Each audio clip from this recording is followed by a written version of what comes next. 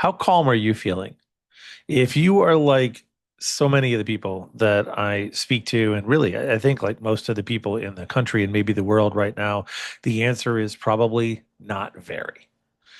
Calm is difficult when there's so much chaos around us, when there's so much anxiety, when we are concerned about how things may go, and when we're living in the gray of all of the struggle that we see around us, of all the division, of all of those things.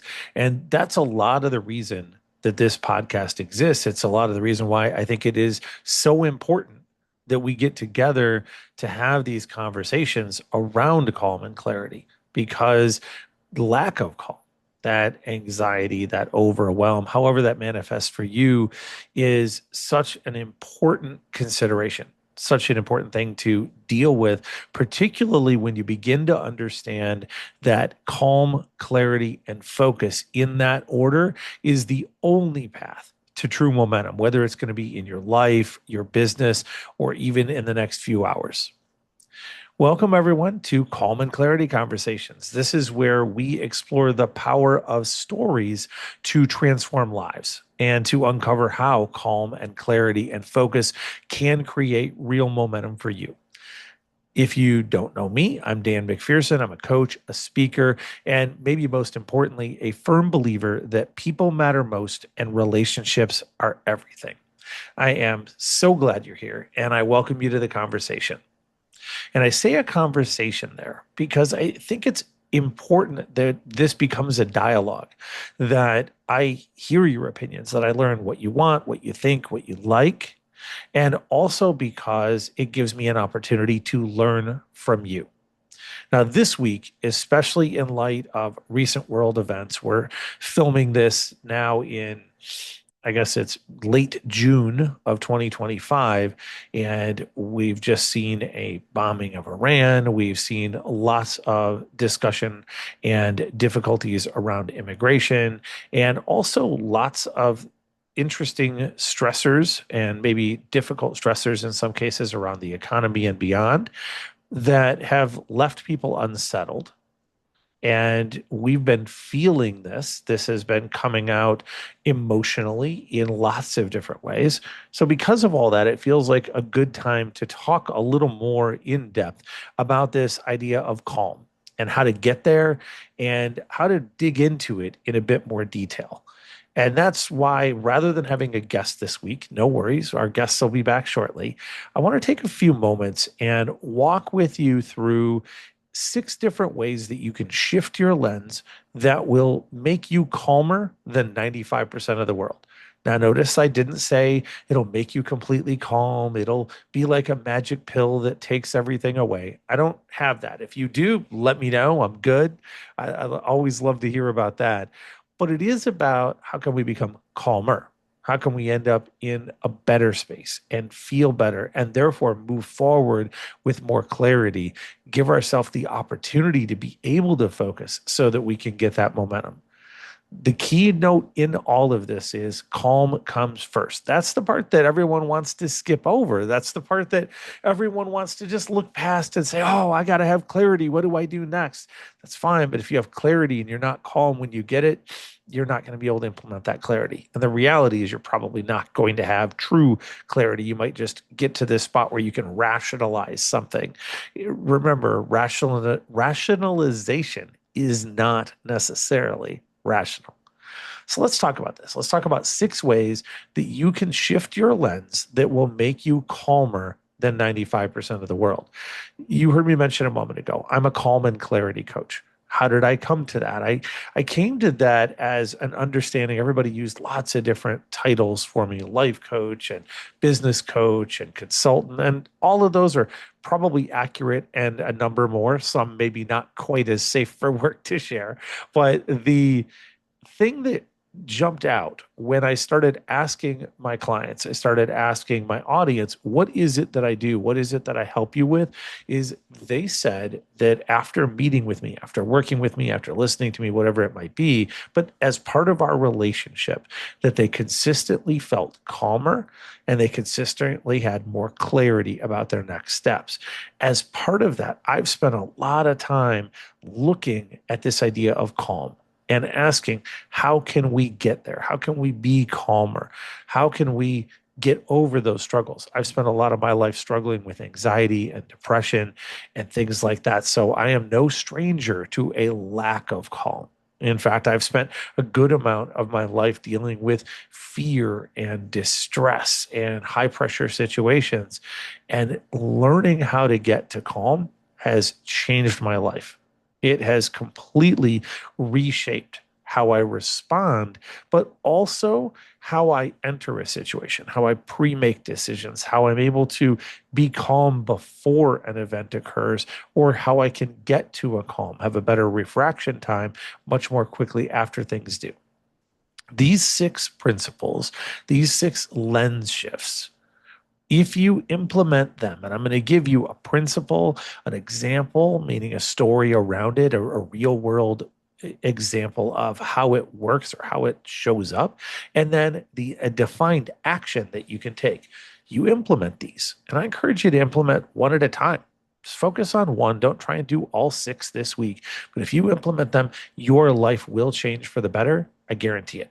You can't not move forward if you do these six things. What are the six? Number one is be specific. And I should give a note that number six is maybe the hardest one, even though it's going to sound like the easiest one. So, number one is be specific. The principle here is that vague is overwhelming, specific is achievable. Anybody who's been part of our strategic momentum group coaching or anyone who has spent any real time working with me has heard this. This one is one of the two or three that's most pervasive of all of these. When we feel in our lives that something is vague, we get anxious. We don't like lack of specificity. Our subconscious gets rattled when it can't see how things might work out or what comes next. So lock this into your head. Vague is overwhelming, specific is achievable. And take it to some simple examples. If you wanted to go to dinner, someone calls you and they say, would you like to go to dinner? How does that instantly make you feel? Maybe you feel welcomed because there's a connection, but do you also feel a little bit of anxiety because of all the unanswered questions? Like, where are we going? When are we going? What type of food are we going to get? What is it going to be? For some people, and I work with a lot of those who are in the neurodivergent space, that single question can be a trigger of almost explosive anxiety. For others, they look at it and shrug and say, hey, yeah, not a big deal. Most of the time, that has to do with how you process that information. But when it feels vague, it triggers some things for a lot of people. And on the flip side of that, if a friend calls you and said, "Hey, I'd like to go out this evening, and are you open to the idea?" You say sure, and then they say, "Great. What about 5 o'clock at this specific place, which you happen to know the type of food?" Now it is less overwhelming. Why? Because now it becomes a defined picture that you can grab in your head and you know what the next step is. You know, oh, I just need to answer about that, or I can make an alternate suggestion. It doesn't feel as oppressive. Maybe saying, thinking, why, Dan, are you sharing this as an example about dinner, something so basic? I share it that way because it works at every level of our life. If you end up feeling anxiety and overwhelm, my challenge to you, this is the action you can take. Ask yourself what feels vague. More often than not, in fact, I would suggest that well into the 90s of percent, you'll find that something feels vague. If somebody asks you a question or if you need to approach a task, I had a friend, or one of my clients actually, a couple of weeks ago, who came to me and said, Dan, I feel really overwhelmed right now and I'm getting ready to put together a social media campaign. And I said, okay, what is this comprised of? And they said, well, I need to get all the social media put together for the next month. That felt vague to them. You may think that sounds specific. Oh, I need 30 days of a social media post. Not that complicated, right? Well, to that person in that moment, it felt complicated. Frankly, to me right now, if I said that, that feels a little complicated. But if instead you pause and say, okay, what are the things that have to happen for that to be true? Oh, well, I need to figure out the topics for these 30 posts. I need to put them together into themes. I need to have them written. I need to have them revised. And I need to add the hashtags and descriptions. And then I need to upload them. First, not for nothing, that's a lot. But second, now what you ask is, okay, since I've broken it down, can I now take a simple task out of this? Can I say, great, the first step of this is what? It's to define the topics. How does that feel?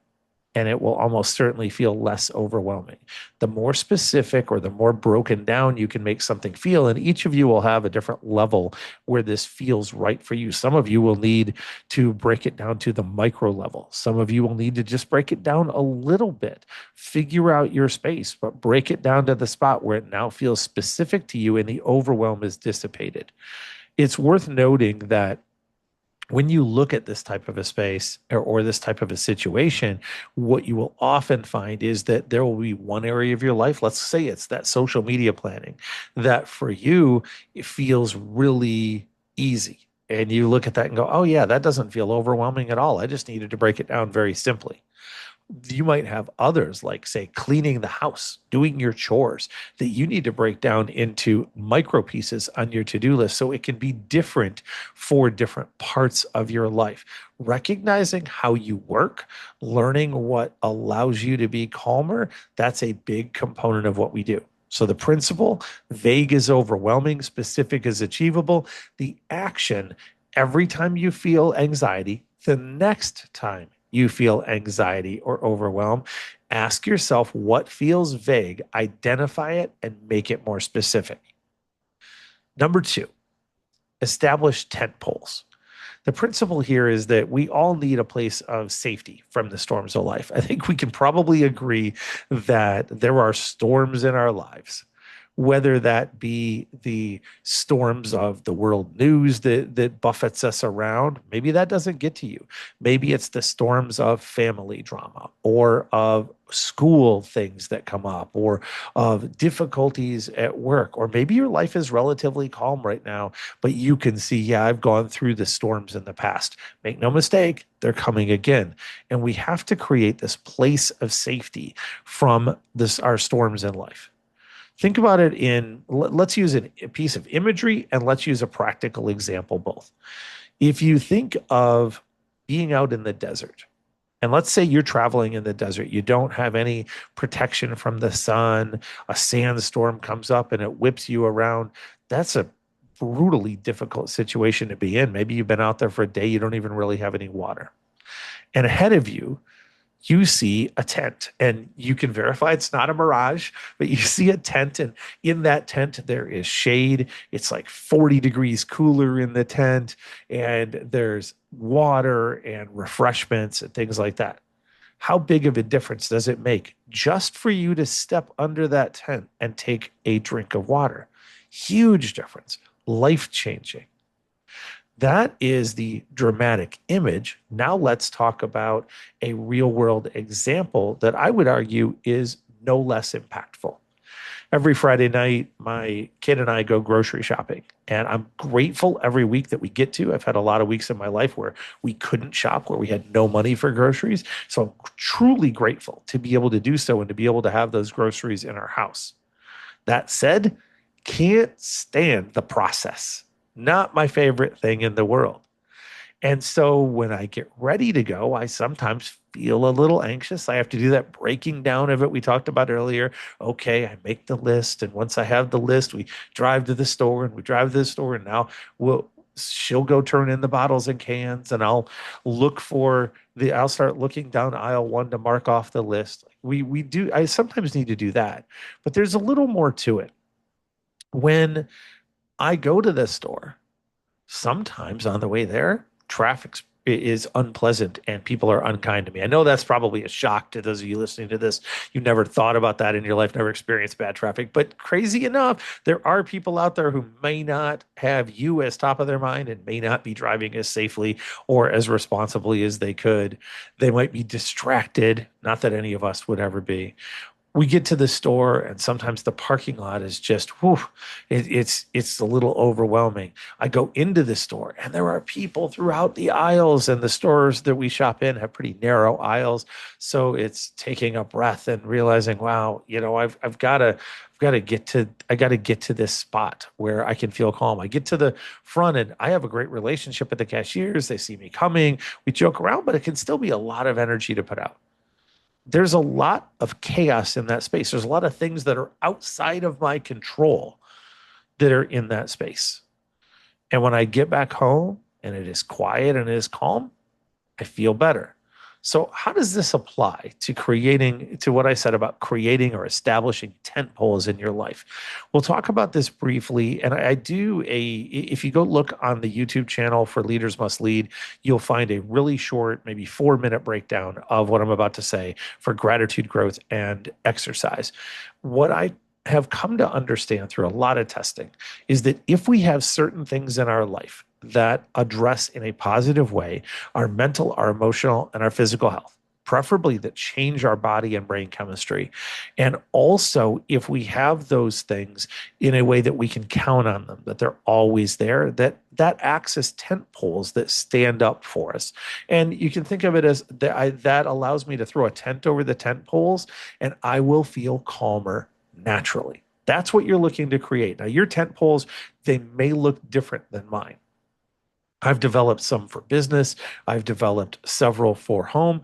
The first ones that I work with every client and almost everybody in my life that I meet, I talk about establish these first three: gratitude, growth, and exercise. In total, they will take under 15 minutes a day, but the transformative power they have over your life is unbelievably strong. So first, gratitude. Gratitude is not just, oh, I'm grateful, I'm happy.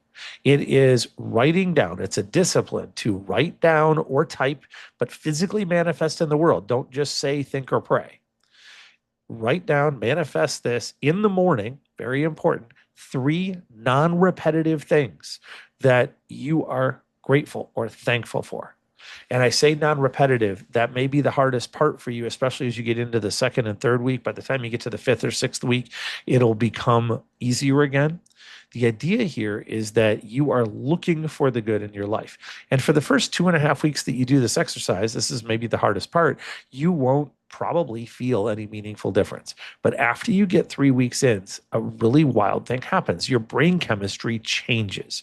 And when your brain chemistry changes, you'll find that even though it only took you 2.5 minutes to write this down in the morning, that 8 hours, 10 hours later, without ever even having consciously thought about it again, you will be naturally grateful. And it's incredibly difficult to be both grateful and hateful at the same time, or grateful and resentful at the same time. It's super difficult to be anything that is a negative emotion when you are sincerely grateful. That makes those trips to the grocery store feel a lot less chaotic, because when someone bumps into you, you naturally recognize that, oh, maybe they're having a tough day, and you're grateful for the chance to encourage them. And if that sounds silly to you, telling you, do this for a few weeks, you'll see a change perspective. It is wild how well this works. The second G is about growth. It's the same idea of an exercise, but you do it at night. Now, this will take you about 2.5 minutes, and you write down, again, physically manifest it. Write down, how did you get better? How did you grow? How did you learn? How did you move forward? Something. It doesn't have to be three of them, but it by its nature, it needs to be non-repetitive, or you wouldn't be going forward from before. And if you write that down, what you'll find is at first you won't feel a lot of a difference, but about 3 weeks later, you will feel the brain chemistry start to change, and you will wake up looking for how to get better. Instead of waking up wishing you weren't waking up or having as hard of a time, you will wake up thinking, how do I get better? How do I improve? How do I go forward? This will change how you approach your day. So now in the morning, you're feeling, wow, I need to go find a new way to get better to help to move forward, so you never have a day of loss again. And then in addition to that, you're also going through your day with gratitude. Imagine for a moment if just reframe your world, if everything in your life was approached from those two lenses, even if you changed nothing else, what would be the difference in your world? The third one is exercise. And this is about intentional movement. This is about taking at least 10 minutes a day to get intentional movement. I don't count my dog walks because that's his intentional movement, and I do walk him a lot.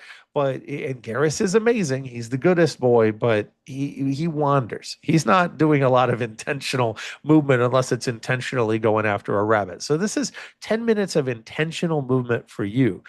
If you add all those up, it's about 15 minutes a day. If you want a bonus, and so that's the action, implement GGE. Do that, and you will affect your physical, your emotional, and your mental health in a very positive way in just a short period of time, in just a few weeks, and you will naturally feel calmer because you will have erected your own tent out of the chaos of the storm. Here's a bonus for you. And this is the question I put here is, are you worth 2% of you? What does that mean? Well, a half hour is about 2% of your day.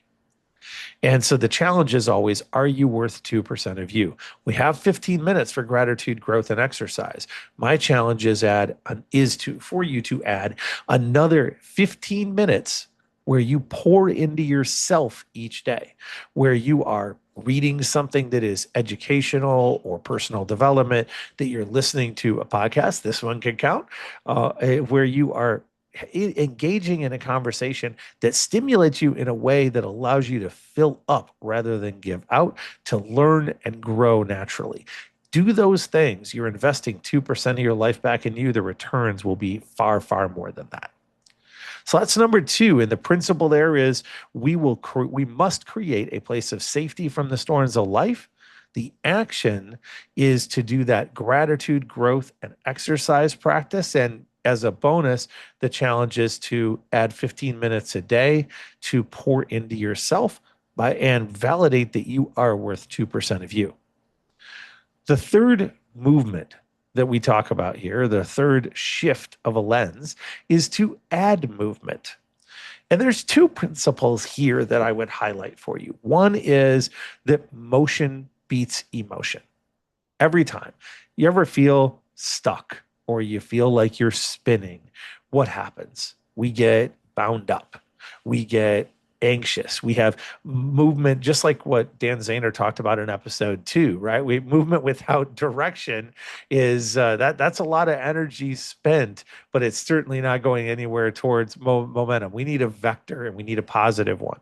So when we have this stuck or spinning feeling, to me, that's one of the worst things in the world. And the principle, therefore, is motion beats emotion. Get moving, break through the emotion. When you are stuck and all you want to do from an anxiety standpoint is to stay in bed or to not go to a place, move around a little bit. We'll talk about what that looks like specifically, but get moving. The second principle that ties into this idea of adding movement to your life is that there are two things that all of us want in the world. The first is connection, and the second is movement. We all want to feel connected to whoever or whatever we're doing. We all want to feel acknowledged, seen, valued, appreciated. We also all want to be going forward.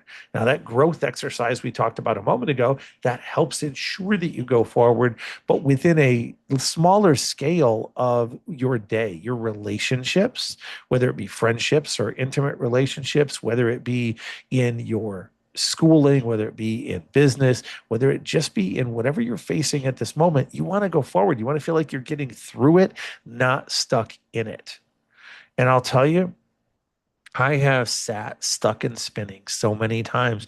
And half the time I wasn't even aware of it until someone else pointed it out. They said, "How long have you been sitting there? How long have you been staring at that computer screen? Where are you at right now? Why are you continuing to try to do the same thing over and over and over in that relationship?" There are so many examples that could be used here. Pick one for you where when I say, where's somewhere that you felt or feel stuck? Where's somewhere that you found yourself spinning? And I want you to just for a moment tap into how you felt or how you feel in that moment. And then I want to give you an action to help you get out of that. This action, There's a little bit of a principle about this. There's two actions that we're going to give you. I had two principles, we'll give you two actions. For the motion beats emotion principle, here's the action. Spend 2 minutes to save 2 hours. Have you ever sat in front of a computer and you just find yourself hunching more and more and more and staring at that computer screen? Well, when you do, what happens?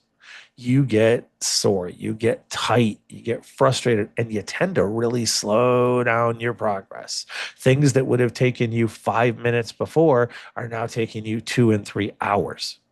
So here's how you break that. You recognize it. You teach yourself the earliest possible cues that you're getting into that spot, whether it's a computer screen, whether it's in a conversation that you're having, whether it's with a client that you're dealing with, wherever it may apply. You teach yourself what are the cues that I'm getting into that spot where I'm just beating my head on a wall or where I'm getting stuck. And then you decide when that happens, I'm going to, in an appropriate way, of course, I'm going to pause, I'm going to stand up, and I'm going to go, this is what I tell you to do, go outside and walk around the building you're in briskly. Now, most buildings you're in, that might take 2 minutes. If you're in a big city, it might take you 10. But the idea here is that you're going to take that few minutes to get moving, to get your blood pumping, to get that, to just to get your juices flowing in a good way and break through the emotional barrier. When you come back from that walk around the building for a couple minutes and you sit down, I can virtually guarantee you will have a new perspective. You will have an easier way to do that. If you want a shorter version that you can try before it's maybe that extreme or that you can see how serious it is, then when you encounter that situation, before you decide, oh, I'm going to get up and go walk around, just sit up really straight and really put your kind of lift your neck up and let it stretch nicely. Take in a deep belly breath for a slow count of 5 and out for a slow count of 5. And then turn your neck slowly to the right and let it feel that stretch. And then turn it slowly to the left and let it feel that stretch and come back and do 2 more of those deep belly breaths and see if that resets you. If that doesn't reset you, then get up and go do the couple minute piece. And you'll find that it feels weird. It feels like, oh my gosh, I'm in the middle of everything. I don't have time to pause. But if you go pause and you come back 3 times more efficient than you were before you left, that few minutes was incredibly well spent. Another one of my friends and a guest repeatedly on our Old Dreams Are Real podcast, Nick Swino, one of the things he does in his businesses is they will work most of an hour and then they take a few minutes of movement every hour. It's another good suggestion for that.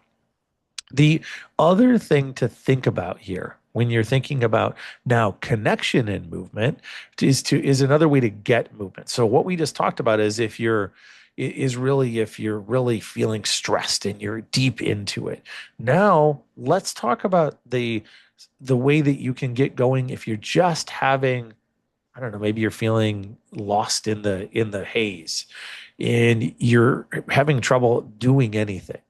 Identify the smallest possible action that you can take. And I mean small. If you've got 50 papers and 100 emails you need to go through, what is there one email that you could literally just delete and that particular email is done? If there's 50 papers, is there one paper that you could sign and that one is done? Think of something small. Maybe it's a 10-second action. What this does is this allows you to overcome the momentum of zero. And once you break that wall, it's a lot easier to continue. So those are some movement pieces. The principles are that motion beats emotion and connection and movement are the two things that we all value most. The actions are to spend 2 minutes to save 2 hours, get yourself moving and identify the smallest possible action and take it. With 3 more left to go, what's speaking to you? Is there one of these that you're thinking, yeah, I'm going to commit to doing that? I challenge you to do that. I challenge you out of all these, commit to one. Even if you have to come back and listen to the rest later, or even if you just let the rest of them slide right by you. Pick one and make a difference. Training without execution is a waste. And our podcast is a version of training, right? It's a version of education and help and movement in that way.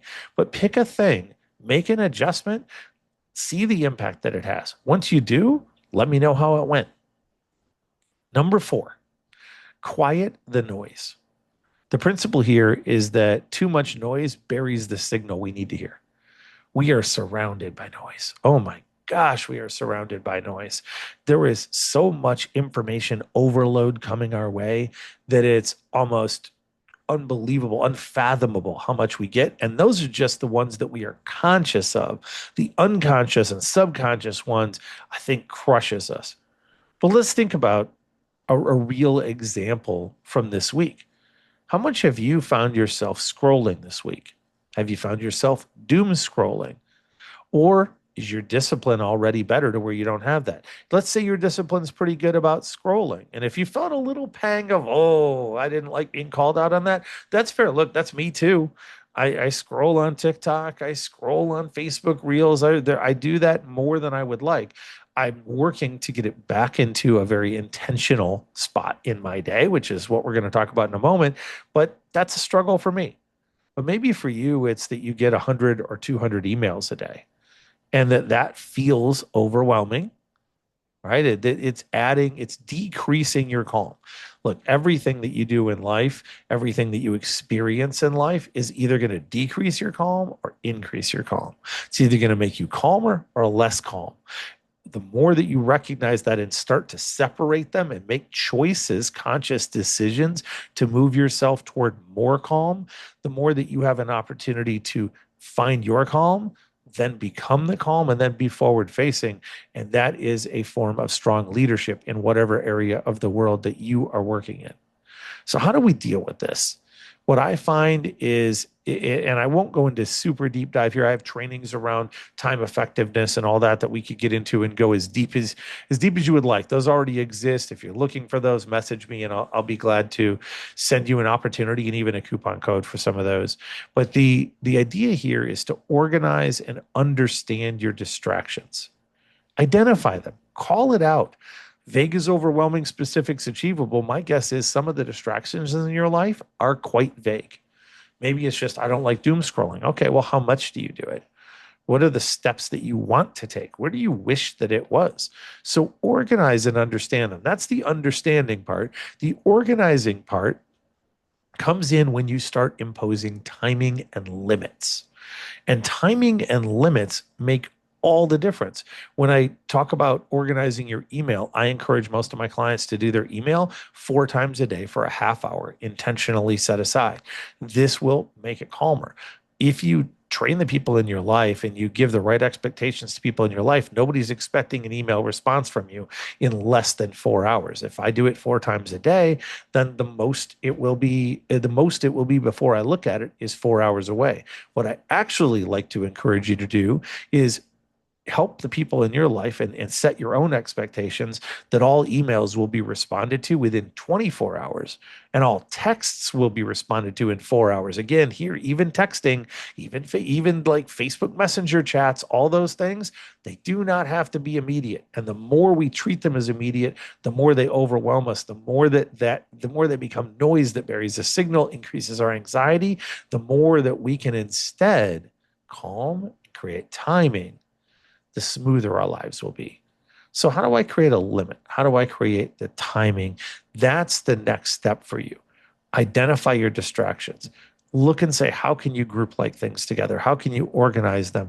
And how can you consciously make choices around that to quiet the noise in your life? The principle is that too much noise buries the signal we need to hear.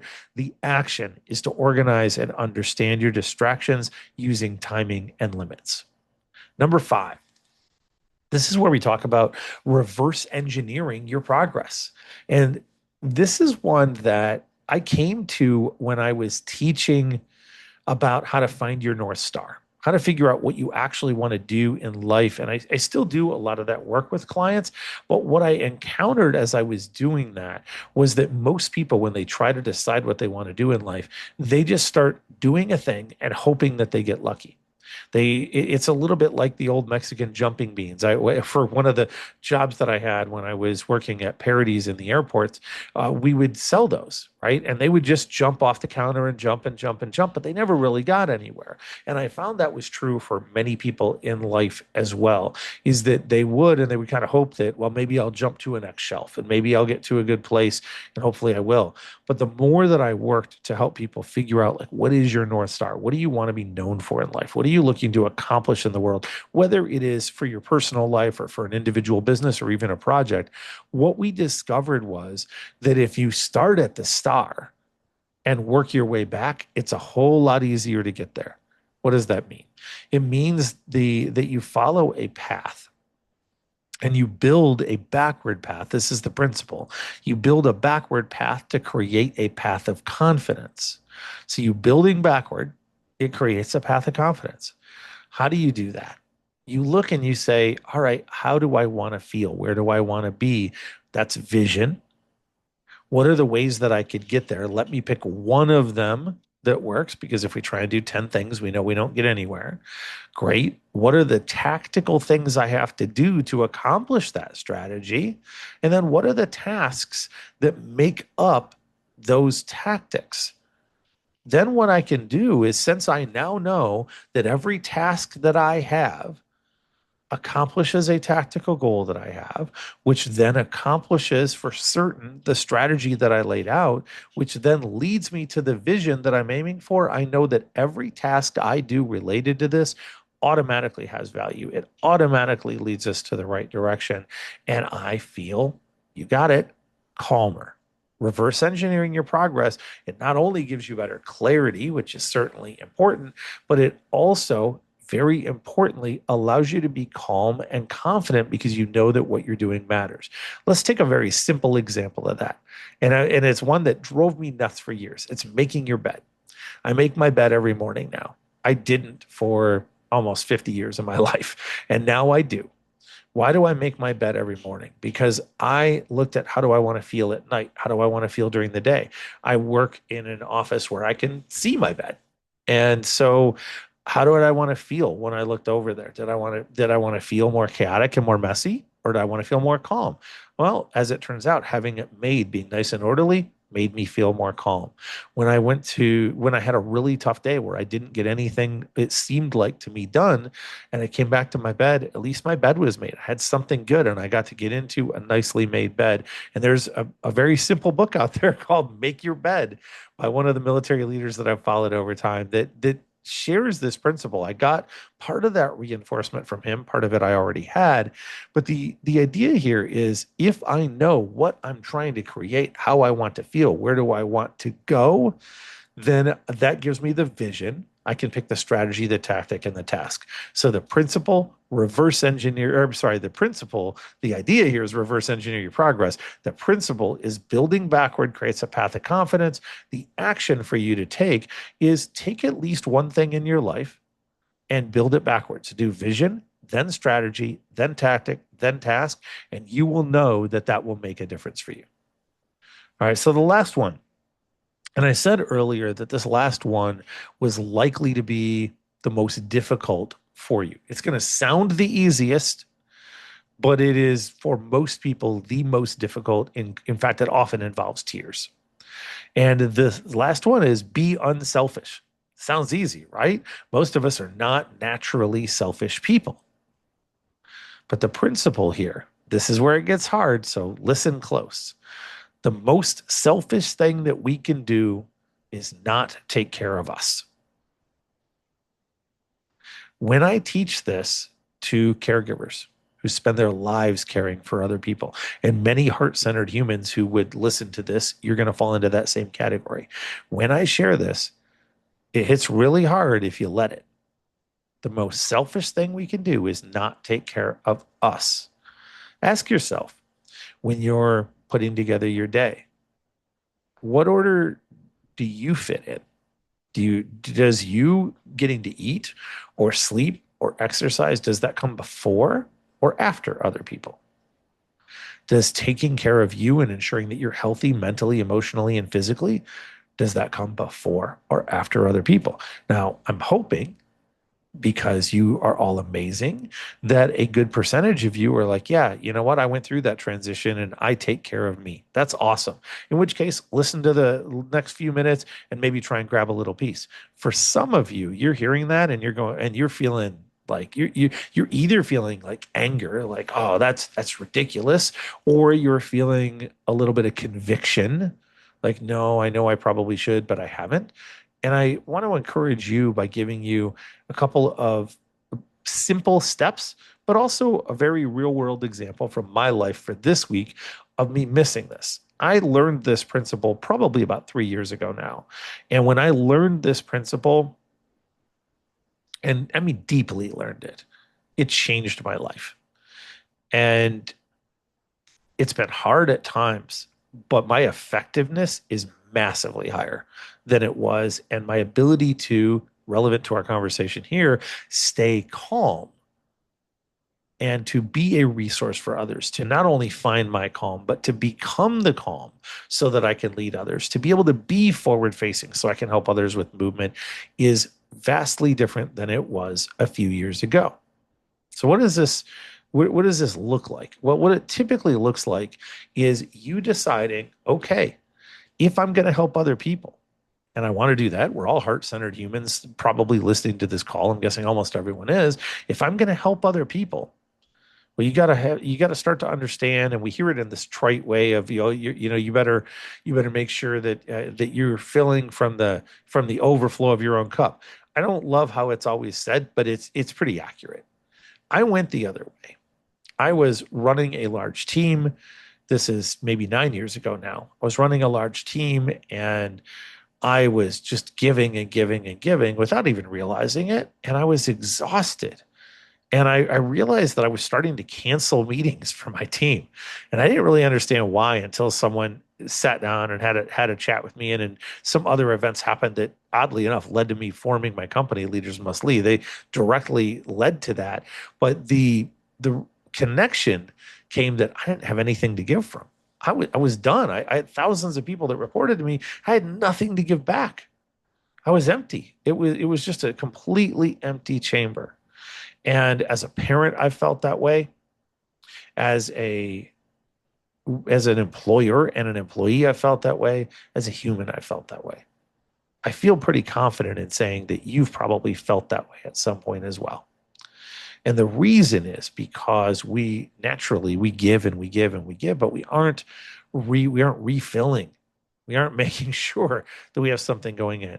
And a simple way to do that, simple isn't necessarily easy, by the way, but a simple way to do that is to make sure when you build your calendar for your week, and I have this exercise I do with my calendar when I work with clients, that I have them wipe their calendar entirely, take everything off of it.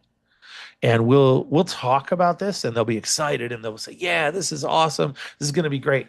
And then I sit there on the Zoom call with them, usually because the clients are all over the world. We'll sit there on the Zoom call and I'll say, "Great, now start filling in your calendar." And they'll start to go put in appointments and I'll have to pause, say, "Nope, hold on.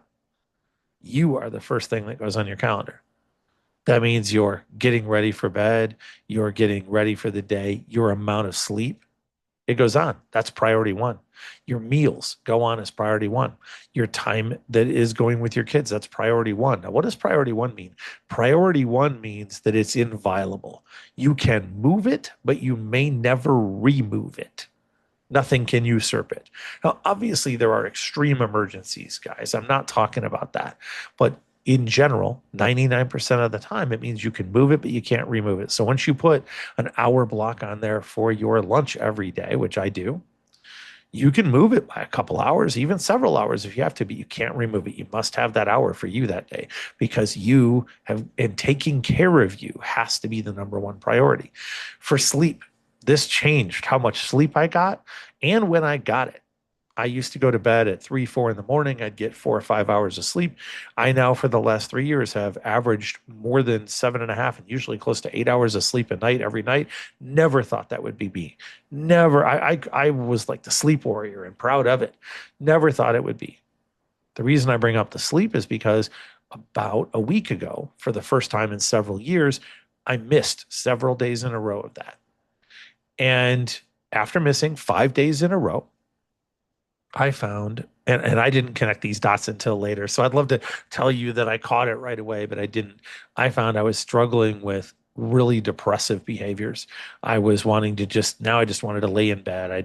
I couldn't seem to get anything done. I was struggling to function. And that's not like me anymore. Years ago, absolutely. That was like me a lot. This wasn't like me at all. And then I went to that checklist. Have I been eating? Yes. Have I been drinking? Yes. Have I been sleeping? Oops. Uh-oh, no. And I spent the next 3 nights sleeping. And by the way, 2 to 3 days later, most of those symptoms were largely gone. Why? Because I was once again calmer. Making sure that I'm sleeping in a way that is healthy for me and that is inviolable ensures that I stay calm. It's kind of a bigger version of those tent poles that we talked about earlier. That matters. So, my challenge to you is to ask, really, how well are you doing at prioritizing you? What inviolable things to take care of you do you have set up that they can move, but they can't be removed to ensure that you not only get to, but stay in a really good place? The principle is that the most selfish thing we can do is not take care of us. The action is that you've got to prioritize you as the number one thing that you are taking care of or person you are taking care of on your calendar and make it real, make it inviolable. These are the 6 things. You do these 6, you do 2 of these 6. Heck, you do 1 of these 6. Your life will change for the better. I know mine has. Mine has been transformed by doing these 6 and some others that I would add to it. But these understandings changed my perspective. There's a trio of sentences I use with a lot of my clients, and that is that awareness breeds improvement. If you've listened to this, you're now aware. So you have the opportunity for improvement.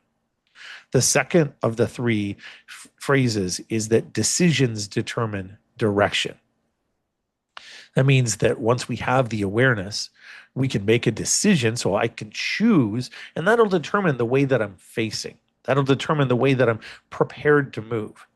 The hardest one of the 3 sentences is that actions reflect priorities. We can say something's a priority all day long. But if our actions show something else, they show what our priorities really are as opposed to what we wish they were. What priorities will your actions show the world, yourself, that you are holding? What priorities will you claim and will you move toward? Awareness breeds improvement. I've done my best to help with that. Decisions determine direction. Pick one of these, just one.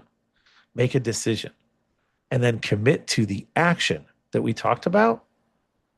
And that will show a positive shift in your priorities. With that, there's so much more that we can talk about becoming calm, becoming calmer, getting to a space of clarity. I look forward to bringing back in our guests and having more discussions around it. I'd love to hear your comments and thoughts around this topic as well. And for now, I'll just say thank you so much for joining us. And if this conversation has resonated, please take a moment to share with me what spoke with you today. Also, never forget, you're the reason that we're here. So please subscribe, share, tag someone who needs this. And as you go through your week, take a moment and appreciate yourself and receive my gratitude for you for shining bright. I look forward to seeing you again next week. Be well, breathe well, and shine brightly.